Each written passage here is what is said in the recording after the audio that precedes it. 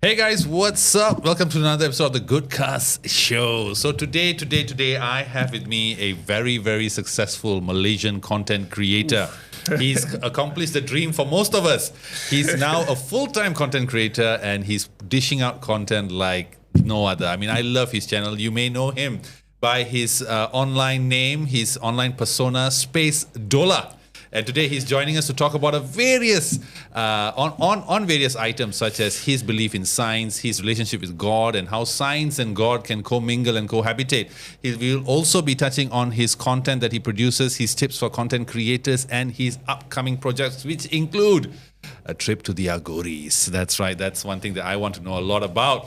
Without further ado, please welcome to the channel for the first time. It's an honor and privilege to welcome owner of the YouTube Silver Tablet, Mr. SpaceDollah. How are you, sir? Hello, I'm very good. First of all, I'm a bit shocked that you say I'm successful, bro. I think there's a lot more successful content creator out there, but thank you very much. I really do appreciate it. No, you are. Come on. I love your content that you put out. I've been following you for a long time, actually. Thank you. And in fact, we met a while back Yes. at Cook's, and I remember after a few weeks after, I said, hey, wait, I know this guy, and there you are. You met me in my bum days, bro.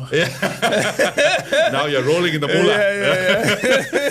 Yeah. So, man, I mean, before we get into your content and just have a bit of a discussion on science and religion and all this stuff, you told me one thing that was quite interesting, and I found an article on M-Star that proved it. You are we all know that you are the brother of and the much better looking version of one my man. one hated him of YB Syed Sadiq. But more interestingly enough, you became a member of UMNO when he was a member of Bersatu, in fact, right? Yeah. So why UMNO? Why not Bersatu? Why not Muda now? Do you want an honest answer? Do you want an answer that makes you feel better? Honest answer. I was stupid, bro. Those days, I would honestly consider myself as being very lazy. Okay. And in my lazy days, I was surrounded by other politicians who, not all, but there were some politicians who were related to family, and they all made their wealth through that system. And I thought, hey, it's a shortcut to doing so. But in reality, I was pemalas, I was a bum. And I thought, if they can do it, I could do it too. But in reality, Sadiq was a complete opposite. He wasn't like that. He genuinely did not want to treat his family like that in a way where we would just rely on him. So I was convinced by the wrong people, and I did so. It was the biggest mistake of my life. I wish I could turn back the clock, but I can't. But it's okay. It's a mistake that I learned in my life, and I'm not going to go through it again. So are you still a member of UMNO? Oh, hell no. Oh, so you've left? You resigned? Okay, so are you planning to join Muda? No, then? never. Never? Nah, I will be in no part of any politics ever again. I don't like it. I hate it. Really? You don't like it? What about it that you hate? When I indulged myself in it, I realized it was just filled with a lot of hypocrisy. You can't be yourself. And the more I grew up, the more I indulged myself in the content creation life, I realized that I didn't like to be a puppet of the system, and being a politician is more of you being a puppet of the system. You always have a boss to talk to, and I hate that boss system. So I am never going to be in politics. I think it's enough that korang ada cukup Sadiq alone in politics. If you have me, you have two people to worry about. So let it be Sadiq alone. Yeah. No, you also have a very, I would say, an inspiring story. You do refer to yourself very humbly, very modestly as a bum, which I think it's. But we have a lot of things in common as well. I mean, interestingly enough, you decided to drive Grab once when you had no. I did the same thing too, several years back, many years back. And then you sort of turned your life around and became this content creator where you're full time, you're doing amazing content and all that. What do you credit this change to? So before I was doing Grab, I was working in Cooks. Yeah. I'm not going to complain too much and say I didn't like working, but I didn't enjoy the whole 9 to 5, going through traffic jam, having a boss who just treated me as a staff. So I felt like I was going nowhere. Working in a company or whatever company it was. So I decided to quit and then do Grab, because I feel like when you do Grab, you are really your own boss of your own time. So I woke up at whatever time I wanted, hustled, and then I came back home every day for the first 8 months and I made content. Now, the reason why I started doing that was because I was broke as shit. And wait, can I say that? You can. Okay. You can curse all you want. Yeah. I was broke as shit, and I didn't really have people to help but it's a good thing because I feel like if people did help, I would have continuously became a bum. So did Grab every day, came back home for 8 months straight. For that 8 months straight, every day I posted one content until I got monetized. Yeah. So it sounds like the secret to success when it comes to wanting to become a content creator is consistency. Consistency and being broke. Because I feel like no matter man or woman, if you go down to your lowest point of your life and nobody gives a shit about you, nobody wants to help, is when you start becoming creative and realizing, holy crap, if I don't do something about this, I'm screwed. And yes, consistency and also being down there. Now, you, I mean, have achieved something that a lot of us want to. I mean, you have a tablet from YouTube. I think a lot of Malaysian I mean, there are many now that have it as well. But you also are somebody who has your own courses. You've come up with your own courses on how to become a content creator and teaching people and all that. And I like your marketing sort of tagline where you said that, this is not bullshit, where you're promising people who can become overnight millionaires. You're saying how to make 1,000 a month or something like that, right? Correct. So just, give us an overview of what are the factors or what is the steps required to start monetizing your YouTube and your content creation journey. I always tell people there's a shortcut way and there's a long way to doing things. When it comes to making content, you have to decide on two main things. Are you in it for the power? Are you in it for the money? So if you're here to just make money, there are content that can easily make money, the type of repetitive type content. You're not building character purely on making money. But if you are a content creator, you are a content creator that's built based on power-based. So if you're into power-based, it generally takes a longer period of time. But once you do get monetized, it will start rolling in. So I always tell my audience or my students, if they want to learn how to make content, you got to decide on these two things first. And number two, I always say the shortcut way that always people want to know is just to tiru, bro. That's what I did when I first started. Most other content creators in Malaysia are so poyo, they don't want to admit this. They want to act like, oh, I'm the best in the world, but there is nothing original in the world. So I always say to my students, even in my course, I say, you really want to succeed in content? I want you to do this and just do this and trust me, this will work. All you have to do is find 3 content creators that you you really, really like, that you admire, and you ask yourself when you look at their content, so stop just consuming content. I want you to, from now onwards, look at, when you go to social media, consume content to educate yourself. So find 3 content creators that you like and just ask yourself, can I do the same things? Kalau Malaysian content creator poyo, tak nak kasih tiru, tak apa. Mak Saleh ada. So cari Mak Saleh yang dah berjaya and then tiru their first top 30 best videos. Okay. Tiru everything in detail. Tiru editing, tiru cara they make content, tiru their script for the first 30 videos. Now, I'm not asking you to tiru forever, but once you tiru the first 30 videos and you know how to make content, because they have already succeeded. They know how to hold audience attention. They know how to keep the audience watching the video to the end. Once you do these 30 videos, I promise you, by the time you make your 31st video, you dah faham how to make content. So that's a shortcut way. A lot of content creators in Malaysia don't want to tell you this. They're so fucking poyo, acting like they created the fucking goal, but they didn't create shit. Everything from your clothes to your jeans to whatever you're wearing now, it all came from past generations. So what already works, just make it better. So basically, don't reinvent the wheel. You don't have to reinvent the wheel. Okay, interesting. Yeah. That is true. I think there's sort of content out there. A lot of people telling you how to do things, especially from the Western side. But on our side, it's a bit more stingy to. Why be stingy? I don't understand. Let me tell you why people are stingy, especially when it comes to making content. They feel that if I do podcasts and there are 10 other people doing podcasts, these people are all my competition. Not true. Yeah, not true at all. Whoever says this, do not study the YouTube and TikTok analytics. If you study the YouTube and TikTok analytics, you realize if there are 10 more SpaceDollah, then the people who are consuming the educational content will be pushed the educational content. Exactly. So 10 more SpaceDollah is a good thing. But in Malaysia, we still have this mentality, aku jual nasi lemak, engkau jangan jual nasi lemak sebelah aku, which is the most bodoh thing in the world. So I want to create 10 more SpaceDollah. I am sick and tired of finding content creator gelek bontot tunjuk tetek who bring no value to the world. So I want to be more like me. Copy my content. Copy my script. I've not heard the word tete in a long time. Aren't you sick and tired of that? Aren't you sick and tired? I now when I look at it, I just man, enough, man. It's annoying, God. right? I mean, okay.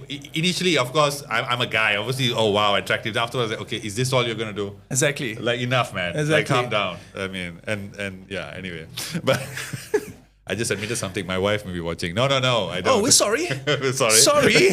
We don't mean it that way. It's his fault. He made me do it. Whoopish. Okay, so I've always wanted to discuss this. Please. You are a person who has positioned yourself as sort of I would say, for a lack of a better term, the Bill Nye of science guy of today. Sort of, right? You talk about science, talk about space and all that kind of stuff. Very interesting stuff. Most people who do what you do, who share your passions, are atheists or agnostic. So which are you? Are you a theist, atheist, or are you agnostic? No. See, I'm not going to lie to you. Before, when I indulged myself in space, I was Islam. I didn't really practice it. But the more I indulged myself in space education, the more closer I got to Allah. But before, I was Islam, didn't practice it. Now, I practice it. So I have a beautiful relationship with Allah. I don't have to look like everyone, talk like everyone. I think it's important. We live in a world where everyone is just so concerned about showing to the world how they are religious, but they don't take care of their relationship to God. So yeah, I'm a devoted Islam. But interesting, if you look at the past, you see scientists such as Sir Isaac Newton, Galileo. These are two of the most, I would say, the most famous scientists or people in science who believed in God. In fact, they looked at their work as somehow a way to showcase the magnificence of God, right? So what was it in science or space or astronomy or whichever that sort of reaffirmed to you the existence of God and improved your relationship with Him? With the ideology that there are things that science cannot answer. We go back all the way to the Big Bang. What started the spark of the Big Bang? So the science is wonderful because it answers a lot of questions. And a lot of questions can be answered with science. But there are still some things that no one is able to answer. And that just reminds me the beauty of my Creator and how it created everything. So that got me closer to Allah. I don't know for other people, whatever situation may be, but for me, it was really researching deeper towards how everything started, researching deeper towards evolution of how we came from apes and so forth, and then realizing there are still portions of evolution that cannot be answered. For example, intelligence. So we know we evolved from the ocean to apes, and then there's a portion from apes to intelligence, like where the hell did that come from? And nobody can answer this. No one can answer this. And I think that's the most humbling part about it. It shows that there are things we cannot answer. However, a lot of things that people see in the past, we will see differently. Do you understand what I mean? Spaceships and so forth. So they say something came down to Earth and it was like a horse. But in reality, for us, it might be a spaceship. They don't understand that. So I think it's humbling to realize there are still things out there that science cannot answer. I don't know for how long, but for now. It's interesting you talk about that because let's go to the start, lah. Please. Let's go to the Big Bang or the inception of the universe. Some religions think of it as a Big Bang. Others claim that it was created in 6 days. So in your opinion, being the man of science and being a man who is close to God and who cherishes your own relationship with Allah, how did it all start? Okay, this is going to be a tough question to answer because I am not going to try to act like I'm the most religious person on earth. I'm still learning, still getting closer to my God. I'm still learning from a lot of interesting people who teach me the relationship between Islam and science. But I want to still believe that everything started from the Big Bang. Okay. Yeah, I want to believe that everything still started from the Big Bang because it is only logical. I like to relate logic with my understanding of Islam and religion. But of course, some people say something completely different, 6 days and everything, but it is a bit illogical. However, I still need to do more research. And like I said to you before, I'm not going to be a hypocrite and tell you, oh, I know everything when I don't. So yeah. So I mean, it's interesting again that you talked about intelligence. And just to get your input on this, because of late, I've been watching a lot of content whereby it was telling me that that civilizations before us, millenniums before us, were much more intelligent, much more advanced scientifically and technologically as we are today. One example would be that a frequently used example would be a temple in India that is said to be carved out into stone. I've seen that, yeah. But the thing is, apparently, that would be impossible. There's also other theories that the pyramids were actually a beacon for electricity to permeate, all these kind of things. So, and then of course now there's this new belief that there was an alien, sort of like an alien species called the Anunnaki that came in. The lizards. No, not lizards. The blue people. Oh, the blue people. Oh, okay, yeah. There's this one guy, I forget his name. He's African American. I forget his name, but he talks a lot about this. So, in your opinion and what you study, and of course we have seen talking about flying inventions or flying machines, even as you go back as early as the Mahabharata, which is arguably historically the first recorded epic in history, there is a mention of something called a Vimana, which is a floating device, there's transport and all that. So in your opinion, were we more advanced before? Almost 100%. Okay. So you're looking back, it's not even that far back. Earth is 3.8 billion years old. Yes, there was a time when it was just lava and fire and everything, but at one point it evolved to have life and everything. So Earth is 3.8 billion years old. The thing about civilization, no matter how intelligent or smart a civilization may be, for all the massive buildings that they created, it only takes 40,000 years to be put to dust. So whatever structure it may be, even the hardest metal in the world, in 40,000 years, it will turn to dust. There will be no evidence about it. So it is almost illogical to say that there are no intelligent life before us. Now, this relates closely to, it might be the Great Filter, it might be that God was like, you know what, shuffle everything, let's start back from scratch. But even going back to the pyramids or going back to the Anunnakis and so forth, that's still not that far away. They're still, you can still go back way more. Or even Mars, for example, there used to be ocean and rivers, and now it's just a wasted dry land. So I think there is. I want to believe there is. I think we will uncover a lot more thing in North and South Pole once, if it melts a bit, because the North and South Pole used to be beautiful forests, lush forest, but now it's just barren ice. So I want to believe that there is. I genuinely want to believe that there is.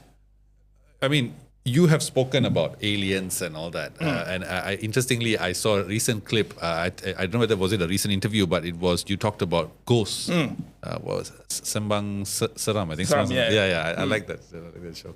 Of course, being Malaysian, we love horror stories, right? But one thing that surprised me was you said you don't believe in ghosts. In fact, you said that you would rather believe in aliens as opposed to ghosts. Yes. But okay, I've read this line from this book by Russell Brand called Revolution, where he says that the human senses can only be receptive to a certain frequency. Beyond that or below that, we basically can't sense it, right? It's limited what we can sense. Don't you think there is a world out there within this huge chasm of frequencies that we cannot assess, that maybe we are not aware of? That there is a possibility that it could exist in those chasms? You mean a different dimension? No. As in that within this dimension, there are frequencies, there are wavelengths of lights and audio that we cannot perceive because our senses are limited. So in this field of wavelength that we cannot perceive, these entities that maybe we call ghosts could be different, but these entities exist in these wavelengths. Then where are they? No, that's why they are there, but we can't see them. Is that possible? Could that be possible? Where is the logic behind it? I think no, it's not about the logic. I think that the beauty of science is that if you pursue something with the notion of doubt, then you find out more. Isn't that the whole driving engine of science? Correct, but what is the logic foundation to say that they're there? That I wouldn't know. That's a good question. So I don't know. How about we do this? What time is it now? It's no. It's 10:30. I know what you're gonna say. It's 10:30. I don't want to say it. To anybody who knows where I can find ghosts or see ghosts, please introduce them to me by 10 p.m. tonight. if I don't come back home or I die, that means it's real. God. If it's not, that means it's all bullshit. shouldn't have asked this question. So to our friends in the screen out there, the ustad and the ghost specialist. Don't call the ustad on my podcast. Oh, sorry. To the specialists out there who know how to find ghosts or to book out my hijab, please. I would like to be proven. Okay. And if I don't come back, if I die, then you know, okay, it I'm exists. leaving the country. If not, then we know it's not real. Okay. Yeah. Now, speaking of ghosts and all that, do you believe in the afterlife? Yes. And what is that to you? How do you believe that it would be? Oof. That is a great question. Thank you. That is a great That's question. what I do, boy. Yeah, that is a great question. Look at her, she's laughing. Wow, this is the first time someone has asked me a question that I genuinely cannot answer because I don't know. You don't know. I do not know. But I want to believe it's a beautiful thing. I want to believe that there is peace at the end. But I don't know.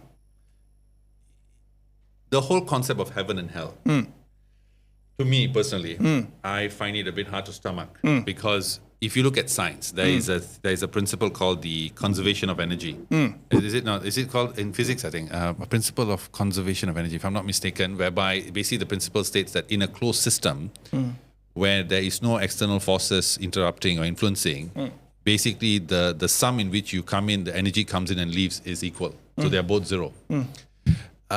With heaven and hell, that principle doesn't hold water because then it's a continuous flow of heaven and hell and you keep living. It's not like some beliefs claim that when you die, you go back to the source, right? In your opinion, why is it heaven and hell or the afterlife seems more acceptable than opposed to us dying and going to the source or going to different universes or parallel universes or starting a different journey? Ooh, I like the parallel universe theory. I think it's wonderful. I think I love reading about this, but it goes against my religion. That's the problem. But I love reading about this, and I always say to myself, if the universe is so big, so massive, and so wide, if it's really infinite and atoms would collide the same way it would do, that means they would have an infinite version of you. An infinite version of me. So what is death?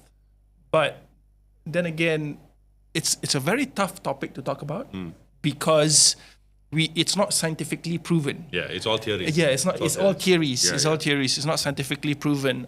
Again, I want to stress out that as much as I want to act like I know everything. I understand. I don't. No, I'm just having a conversation, Yeah, man. but I think it's It's not always I get a chance to have conversations like this with people. So I'm taking my... I don't meet a lot of people who likes to talk about this. So I think it's like whenever I talk about this to my mom, she's like, "Oh my gosh, Abdullah, go back to the main mom." But I love you, mama. But I like to know. I have this. It may be a stupid question, and I've always asked this question. I had this thought in my ever since I was a kid.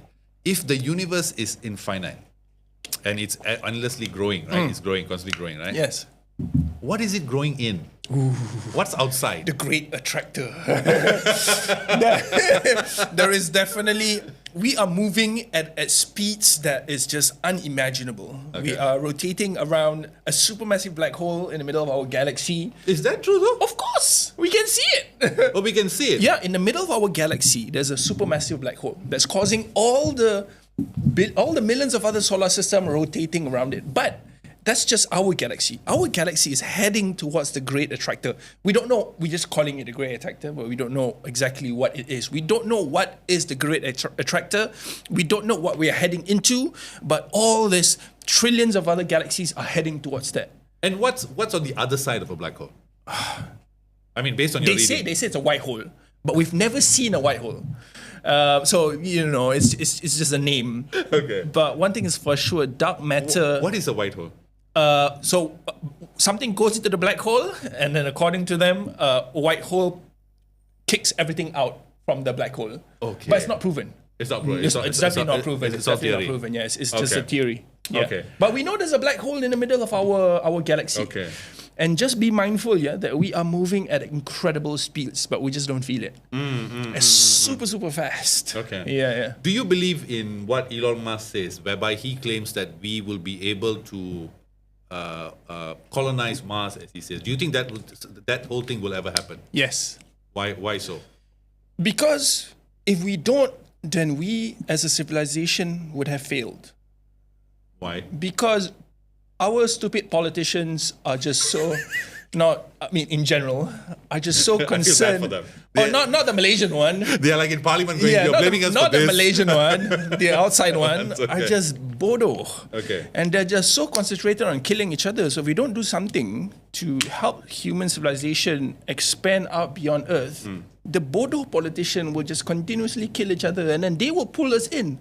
So to avoid this bodoh politician, we need to branch out. Humanity needs to evolve, and if humanity needs to go to different planets, so these people can stay and do their war over here while we think about the human race and how we want to get our human race out there. Okay. Yeah. You know, it has to happen. It has to happen. It has to. Now, again, you mentioned something interesting where when I asked you a question and about afterlife, and you said, "But I'm a Muslim."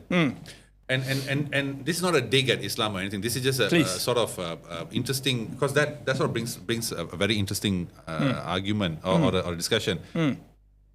Can science and religion cohabitate? Are they the same thing, or does one take away from the other? No, they can definitely be at one together. Then 100%. why is it you, for example, you were very vocal about it. You said that you stopped doing content on space because of all the backlash that you were receiving. Why do you think for others out there it may not be so easy to marry the two? Because they are surrounded by people who keep them narrow-minded, and I cannot blame them. When you are surrounded by people who just want you to stay in a bubble and they don't want you to research and understand, the beauty about Islam is they tell you it's okay for you to learn, it's okay for you to ask questions. But certain individuals or certain people in whatever part of the world, they don't want you to do this. They say, "Oh no, that's wrong. Don't do this. Don't go researching. Don't go asking questions. Only follow what I say, because what I say is the most correct thing."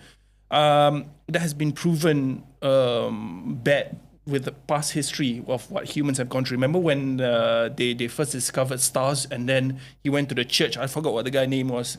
He went to the church and he mentioned that we are moving, and then they cast him, and then they put him in a prison for 30 years. So people are afraid. People are afraid because of stupid people who tell them you need to be in that circle. But there are nations, there are Islamic nations in different parts of the world who are already doing intensive research. Dubai, Saudi, who are even sending rockets to Mars and so forth. But unfortunately, for some, they still like to keep us in the bubble, because a big portion of politicians in Malaysia use religion to keep you in a bubble. Yeah, they do. Yeah. Yeah, unfortunately, you know. So, and I never understand this. Are you that slow that you need religion to teach people, to hold people in a bubble? That, to me, that just shows that you're damn slow. You're clearly not smart, because if you need to convince people that to me, politicians have to be smart. This is why I respect Sadiq. Dude is actually smart. But a lot of majority politicians I meet in Malaysia are just gundus, man. And I just cannot. I cannot bring this shit. I understand. But okay, you are someone who I assume that you sort of explore topics, right? I mean, based on your schedule, upcoming documentaries that you're going to do, which we will get into shortly. Obviously, for someone to do that, they must have that interest beforehand, right? In your journey in experiencing or learning about these different cultures, and also science and other topics in astronomy and all this, how has that molded the way you think, the way you perceive God, and the way you practice being a Muslim? How has that affected you? It has affected me in a way that I realize God, no matter whatever God you believe in, God is about that individual and God. Not about you telling the world, you looking like everyone else, you talking like everyone else. People seems to be in this situation where they think when it comes to religion, it's about me showing to the world or acting like I'm following a system like everyone else. And I don't believe that. I find that when I go to like rural areas and shoot documentaries over there and meet people of all different religion and races, I find the most peaceful way to have a beautiful and harmonious relationship with God is just for me to take care of my relationship with God. Fuck everyone else. I don't have to look like you. I don't have to talk like you. I don't have to portray that I'm the most holiest person in the world. What's important is I take care of my relationship with Allah. You don't like it? You don't like how I talk or look? Don't look. Don't talk to me. But yeah, I've met a lot of people who cannot accept this. But who cares? Yeah, I'm not here to make you happy. Being a content creator is very important because I always say to people, being a content creator, it's not about getting everybody to like you. You cannot get everybody to like you. But take care of the people that like what you do. Everyone else can, whatever. But interesting that you bring that up because I was just about to segue into that. You talked about content creation and also I want to get into the sort of new direction you're taking where you're going to more documentary filmmaking, right? I love that, by the way. That's one of the things I want to do with this channel as well, but in time. Do it. Yeah, definitely. I love it. Remember, for 2 years straight, I mean, two years and a half, my content was just me in my bedroom. Until I made enough money, I was like, And then, you know what? I'm going to take the risk. Because I always see Mak Saleh doing this documentary. I'm like, kalau Mak Saleh babi betul. Kalau orang boleh buat documentary, asal kita tak boleh buat? Melayu je. We always sit back. So I'm like, you know what? Fuck it. Biar aku. Boleh cakap? Boleh. Okay, fuck it. Biar aku pula buat. So then I did it. I didn't expect it was going to succeed. But Alhamdulillah, it turned out okay. So I was like, okay, you know what? Now there's a market for it and banyak Malaysian buat gelik bontot 7 titik no value, baik aku buat documentary. Definitely. It starts with what you're doing. But again about you visited the land of the dead in Indonesia, Toraja, right? Yeah. And I just want to understand when you do such content and you put out those content, are you ever do you ever take into consideration how people may perceive the people whom you are, the story of these people and they themselves. Do you ever concern yourself with that? So, I strategize everything I do. Yeah. Before I go to Toraja, before I go meet these families, I don't go there staying at the fancy hotels and stuff. I stay with the family. I get the family's permission. I go meet the ketua kampung. Of course, you have to pay a certain amount of money to get the permission untuk angkat mayat, untuk duduk dalam gua and everything. Because I remember staying in a cave dengan 800 mayat. So to do all these things, you need permission.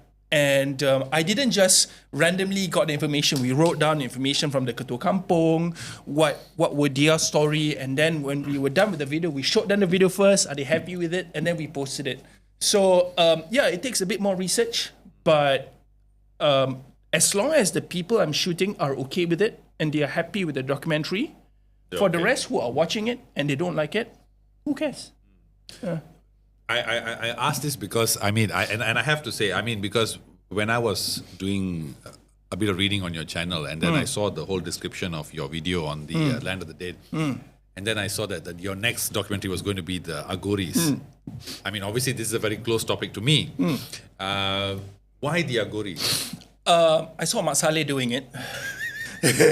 I saw Mak Saleh doing it and I thought it was very interesting. Was that the one where this guy went around, then he drank the chicken blood? And then in the skull and everything. So I saw that documentary in Discovery Channel and I was like, kalau Mak Saleh boleh buat, asal aku tak boleh buat? And that's when I realized, you know what, I gotta do this. And I know it's a bit more freaky, but where's the fun in doing the same thing like everyone else? But, do you ever concern yourself with like the analogy of the what do you call it? The curious cat. What is it? What's the analogy of the idiom of that cat? What, the curious cat? Basically, of something coming like you sort of biting off more than you can chew in such, especially the Agoris, because the Agoris are people who are very. There is a huge philosophical aspect to that I think a lot of people don't cover. I hope you do because there are. I've seen that documented and I thought it was very distasteful because you if you just show them drinking blood and eating flesh and not showing the philosophy behind it, then it's sort of a very biased argument, right? When you look at the Indonesia episode, do you feel like it was distasteful or do you feel like it was educational? I I think we share one thing in common is that we like the darker side of life, right? Well, it's not just to chase SpaceDollah evolution to documentaries. It's not to chase the darker side of life. It's not just going to be all freaky, scary, dead bodies documentaries. It's going to be about everything. But I like third world countries. I have no interest in the fancy hotels and all this. Oh, I want to show you how this hotel is like. Fuck, that's such a boring life. And but when it comes to the Agoris, it's going to be a documentary. It's not going to be they're doing this. No. Why are they doing this? I want to show to the world the beauty about every religion, every race that makes them different. One thing I always point out when I did what I did in Indonesia was I always say how they live harmonious in different religions. Christianity and Islam, their graveyards was side by side. You will never see that in Malaysia. So I thought it was so beautiful and humbling. So it's not to go there to show the gory side of things, but it's to go there to show the beauty of what they do and to express why they do what they do. No, I mean, and again, just to have all my cards on the table, I enjoyed the documentary. The one I'm glad you did. And I thought it was very unique because I had no idea about this. I've heard of, there's one book which I've not read yet, which I want to, which is different ways on how people treat death. There's one culture that hangs them in coffins on a cliff, and yours, there's so many that I want to, and I think this was the one where they also dig them up and then they press them up and all that. Yeah. So it's interesting. But why are you, I mean, I'm just curious in terms of being a content creator, in terms of putting out this content and all that you put out. What are you trying to achieve by this? What's your end goal with this? To change the world and to show the world that you don't have to follow the fucking system. The system. You hate the system. I hate the system. I hate it. I hate the idea that the elites are creating a system to treat you like slaves. I hate that.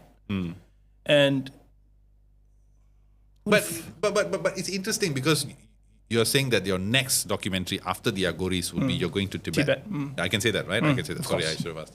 But so you're going there and all that. So and you're going to live a lifestyle of a monk. Yes. Botak licin. Botak licin and all that, right? I mean, I love that because it sounds to me that you're challenging the entire status quo. Correct. You are trying to show people that, look, I'm a Muslim, but I can do this and still be Muslim, but appreciate other people's culture, Correct. which is perfect, right? But do you think the way Malaysia is today, especially in the political arena, do you think this will be accepted well? I don't care. I know, but on a discussion level, do you think we are ready for that? They don't know what they are ready until they see it. That's true. That's what Steve Jobs said. Yeah. If they don't like it, don't look. Okay. I am not convincing you to look or to understand what I'm trying to do. But I can assure you, they will. They will. They will. No, it's true. Yeah. It's true. Because I don't think there are people like you who do it here. Yeah. A lot of people do traveling stuff. It's all about like fancy things, like food and all that. Yeah, which doesn't interest me. Yeah, I really like third world stuff. I really like, staying in like tents and then being in the mountains. One thing I want to do is climb Mount Everest and then show the people. I have a dream, and 3 times I had the same dream that I was dying on a frozen mountain. I was looking in the sky at Allah's creation. I cried and I died. And I dreamed the same thing 3 times. I was like, it's my death at Mount Everest. So interesting. I got to do that. You're a very interesting man. I would love to have lunch with you and have a conversation. I'm sure that will last for a long time. Now, you talked about, there are some questions that people who are sort of, because you mentioned earlier on, you talked about evolution. And I want to go back to this. Please. There are some people who say that evolution is crap. I believe in it, 100%. Even my religion believes in it. So, now. But how do you say evolution is crap? No, people believe, not me. No, let me just be clear. I believe in evolution, number one. And number two is in Hinduism, we have 10 prophets, 10 avatars. The first two, the first was an aquatic being and the second was an amphibian to showcase, it's all allegorical to show that, this is what we believe in, right? Anyway. I would love to do a documentary about your religion. Please do. It'll take a long time, but take it. Now, the whole thing is people say that evolution is crap, and this is some group who say because if it was correct, we would still today be seeing humans evolving from apes. But the fact that we don't see chimpanzees turning into humans is the reason for that. Why do they make it sound like evolution happens overnight? Yeah, I know, that's the same thing. It's not a Power Ranger. Something happens overnight, but it's still happening. Some people are born with wisdom tooth. Some people are not born with wisdom tooth. That is evolution. Yes. But In it your doesn't gene happen code. overnight. Yeah. What? What you think it's like? Oh, there you go, another version of. No, it doesn't happen like that. It takes decades and hundreds of years. So you Yeah. know, I've never understood why people don't believe in it. I respect you for not believing in it, but I would suggest, you know what, do more research, try to understand it even more. But the beauty about evolution and Islam is it correlates very well with each other, like how Adam and Eve. So to me, Adam and Eve is from ape version to intelligence. So that portion of monyet to intelligence, you cannot consider a human-sized monkey holding a whatever tool to hit a rock. That's not intelligence. But when it comes to Adam and Eve, where did that evolution of intelligence come from? Where did that leap of and you know, science cannot answer this. Science cannot answer this too, which is fascinating. But yeah, we all came from the ocean. Everything started from stardust. Just to make it clear, we all are made from stardust. But it all correlates well because Islam says we all made from mud. Mud is made from stardust. So it all really? of course. Oh, okay. I didn't know that. Okay. You are made from stardust. This is made from stardust. Okay. Everything you see around you is made from stardust. Okay. When other stars explode, goes into supernova and create other stars, create other planets. That's how other planets and other stars are You formed. know, I've always had this question, and in fact, I've always had this thought. When I see people recycling, okay, not recycling, but saying that, you know, say no to plastic bags because this is going to save Mother Earth. In your exploration of space and the power of Mother Nature and all that, do you think that the fate of the planet is actually in our hands, or is it in the hands of another? Not God, but in this entire system that is built that we call as Mother Nature, that she will decide whether we are a cancer and should be eradicated, or we are here, you know. Yes. She decides, right? Thank you. So stop using And plastic bags. Anything can destroy Earth at any moment of time. We are so concerned about the little things, but in reality, there's so much more things that can destroy Earth in a blink of a second. You can even think about a pulsar. Oh my gosh, if a Pulsar is hits a dying Earth, star, is it? yeah. Okay. If something like that hits us, or a rogue planet comes bashing into Earth, you won't even realize it. 2 seconds, you're dead. You won't even feel it. So, I always advise people, less focus on what you cannot control, because everybody's afraid of death, but I'm weirdly not. Less focus on what you cannot control, and more focus on what you can control. Yeah. Yeah, definitely. That's an interesting thing. So, man, I mean, I think in our call as well, I sort of also, like you, would like to sort of see more successful content creators in the space, myself included, to reach the numbers that you do, which I hope happens soon. Can. You know, social media, especially YouTube, it happens overnight. Have you reached your ultra viral stage? No, what is that? Okay. So YouTube is very interesting. YouTube is not like TikTok. TikTok, you need to learn about algorithm. YouTuber, how many videos have you posted? I think about 200, 300. 200, okay. YouTuber, you need to post a certain amount of videos. Once YouTube generally understands what your channel is about, then YouTube will start pushing your content to other people that consume the set of content. But the beauty about YouTube, it only takes one episode to go ultra viral for your whole channel to go ultra viral. Yeah. This has happened to me 3 times. With SpaceDollah, I think I was at 5,000 subscribers, and I was like going nowhere. It was like 200, 300 views, and then boom, overnight, 70,000. Yeah, and I reached the ultra viral 3 times. So just be consistent, and just remember, social media, it's an overnight thing, but it takes a long time to reach that overnight thing. A lot of people quit before they reach that stage. So just be laser focused, love what you do, stop chasing the likes and the counts. A lot of people are so concentrated on they like the social media dopamine of the likes, the comments, and less focus on that. Focus on improving your content 1% better in every video, that by the time you make a few hundred videos, you're already the best at your field. Yeah, definitely. I agree with that. I think even for me, I stay away from the comments and all that. I don't want to get sucked into that. Yeah. So, if you were to advise somebody who wants to get into content creation now, should they, like for instance, like for me, if I could advise people, it would be that if you want to set up a content channel, if you want to be a content creator, it is a viable business. It is a viable. It is the best, right? And if that's your passion, go for it. But it is the best job in the world. It is. It is the best job Because in the world. You're not a puppet of the system. Exactly. You're not a babu. You don't go traffic jam your boss. Maki you.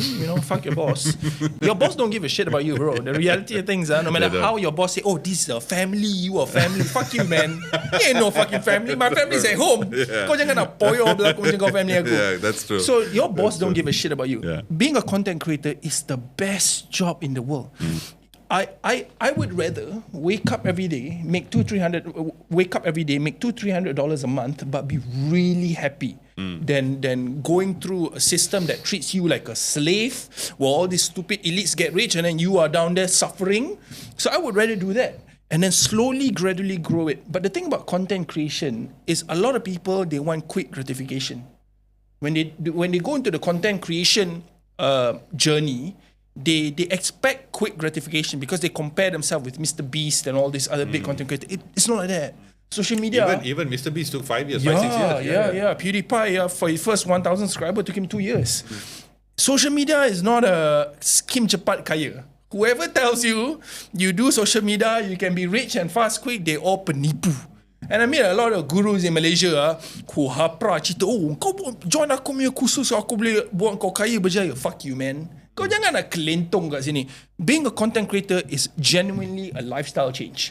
But if you are committed to the lifestyle change, it can change your life. There are a lot of people, they're not willing to invest the time and the hustle to be a content creator because they compare themselves dengan content creator yang dah berjaya lama.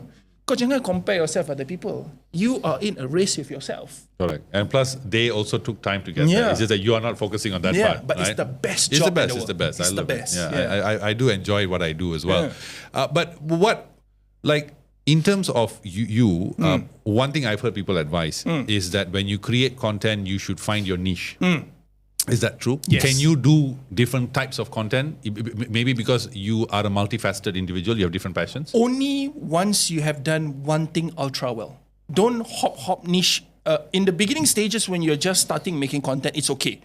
I think I hop niche 4 times. I went from reaction, gaming, and then... Which you're still doing, right? No. Oh, you stopped already? I stopped already. Okay. I tried a lot of things, fail, and then I finally did SpaceDollah and then it succeeded. In the beginning stages, it's okay because you don't know what you like until you try. So try everything. Try making content. I would never suggest, what do you call this, vlog. I don't suggest vlog content. I don't know why people like vlog. I will never suggest vlog content because vlog content is always about aku. Don't do that. When you're a content creator, you have to think about what you provide for the audience and not what you provide for yourself. If you're here to just make yourself look awesome and cool, don't be a content creator. Content creator is always about what you provide for other people, right? So in the beginning stages, it's okay. Hop as much as you want. Try everything until you figure it out.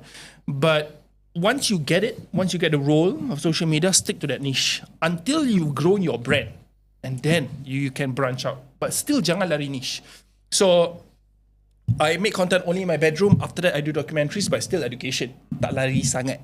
Tapi janganlah education tiba-tiba memasak, then that will screw everything up lah. Yeah, correct. But in terms of what you're saying, because I remember in one of your videos where you did sort of like a self-reflection on the direction of SpaceDollah, you talked about having a business side to your channel as well. What sort of business avenues can people go down if, say, they have a channel that says has a few thousand subscribers, it's growing lah. Besides the AdSense revenue you get from YouTube, what other businesses can they go down? Product placement. Heck, you can. One thing that my friend does very well, who he has a podcast as well. Every time before he does a podcast, he collaborates with a company. He puts the product in the middle. You would be surprised on how many people wants that slot. You would be surprised. Have you ever tried approaching companies and say, "Hey, I do a podcast. I just want to have a product." I have, but not consistently. Why are you not doing it consistently? Because day job, man. Just use ChatGPT, bro. Yeah, that's what I did. Just I use know you draft the ChatGPT. email, right? Yeah. Just use ChatGPT and then send to the companies, and then ultimately one people will say yes and just put the product. That can already bring you 1,000 or 1,500 ringgit per video. But just do that for the time being. But there's a lot of ways to make money in being a content creator.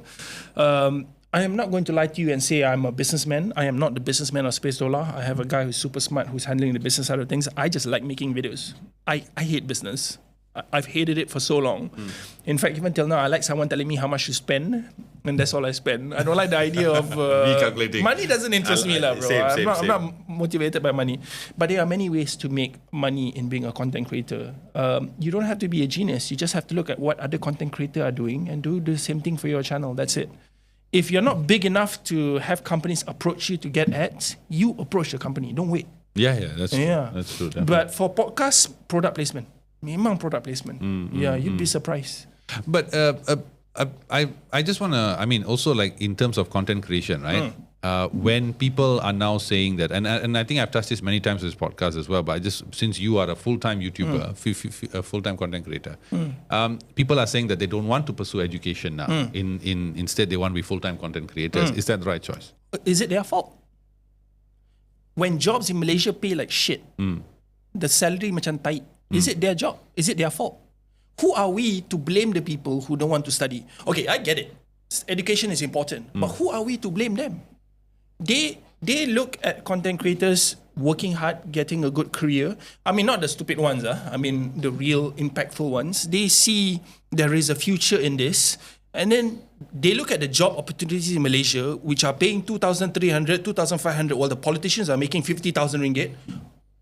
Who are we to blame the young people? No, I'm not blaming them, but I'm saying that I'm asking that is that the a right way to go, in the sense that, okay, like for example, I give you an example of a very big content creator called Ali Abdullah. Ali Abdullah, he took about, I think 4 years, if I'm not mistaken, to set up the channel to where he was making him money. And he did so while pursuing a degree as a doctor, right? So he pursued his degree and then on the side did it. And then when he graduated and when I think he started working for a while, then he jumped into it when it started to produce money. Shouldn't that be the way? Not everyone is gifted with having parents that can afford them to pay for their studies. You have to remember, in Malaysia, not a lot of people can afford higher education.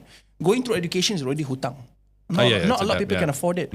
So those who cannot afford it, being a content creator is a path. So we are looking to ourselves who have amazing parents who can afford giving us education and whatnot. But there are still people out there who cannot afford it. And when they cannot afford it, and then they look at the job scope in Malaysia that pays like shit. And then we the middle class want to complain and say, oh, you should be studying and all this. Who are we to say that? It's not their fault to be creative and to want to find ways to make money. When you look at you cannot deny it. Look at the job scope in Malaysia. You tell me. It's not good, you tell me. I mean, not. I mean, especially in terms of starting pay. Yeah. And why are the top people getting paid so much? Why? So it annoys me. It's weird listening to you answer because listening to your answers because you're very against the system. You hate politics. But why did you join it then the first place? I was stupid. I was stupid. Okay. I was stupid. I have good...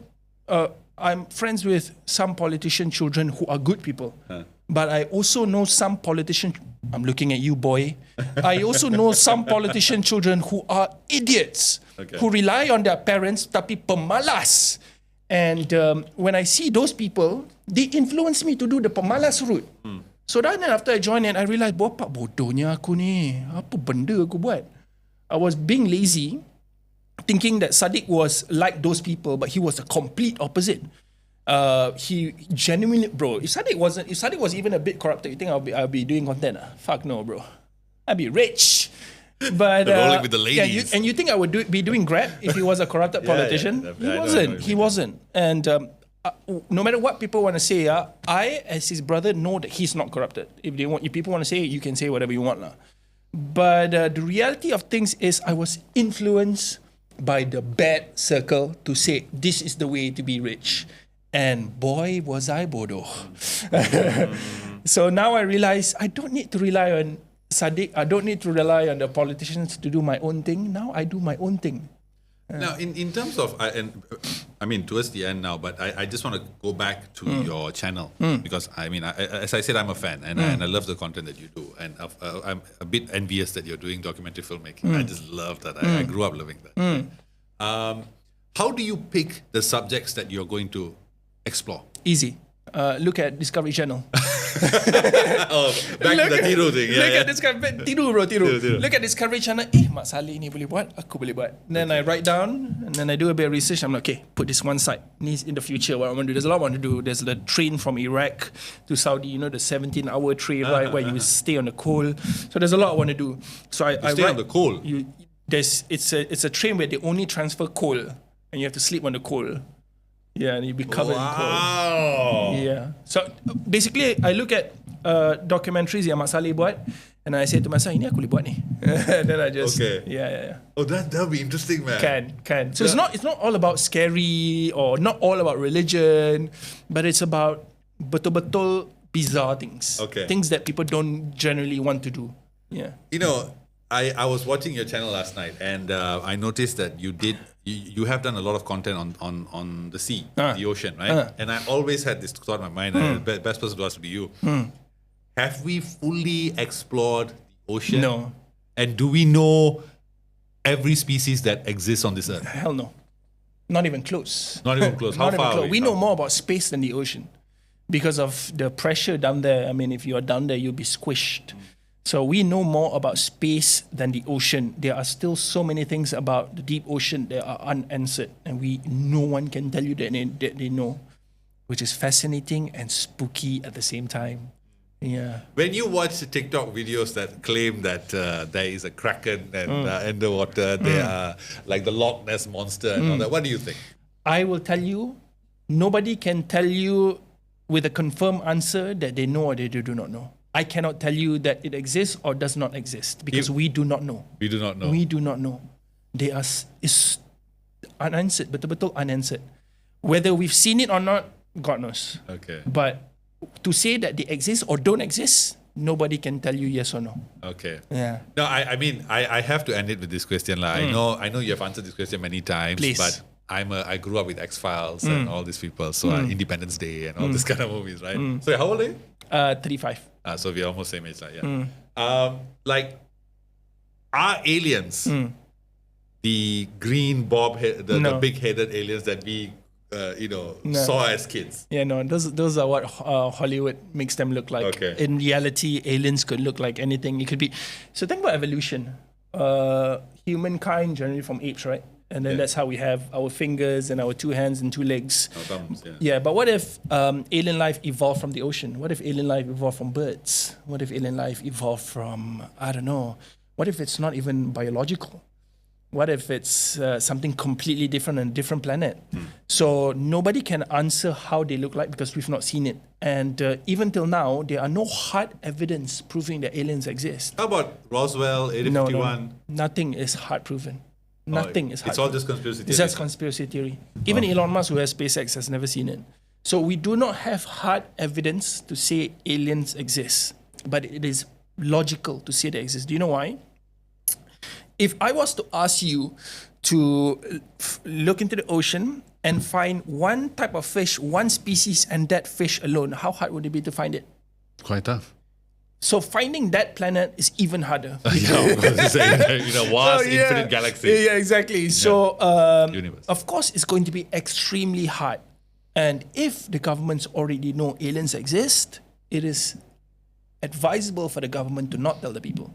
Okay, fair enough. Because I think people can't handle it. They can't handle it. They cannot handle it. Yeah, that we're not alone. Yeah. Okay, so I'm going to put you on the platform now. It's time for you to bat, buddy. So I want you to answer this one question that is now raging debate online. Not now, but in a few months back.